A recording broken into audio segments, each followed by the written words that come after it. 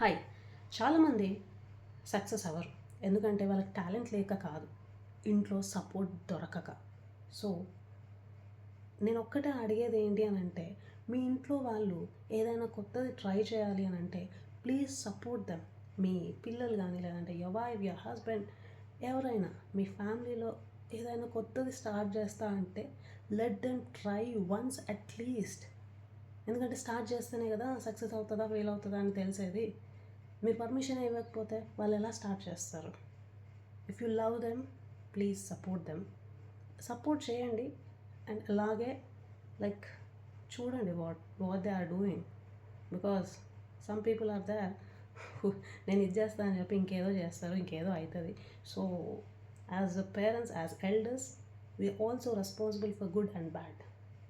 Support and watch them. I hope you got my point. Thank you and bye.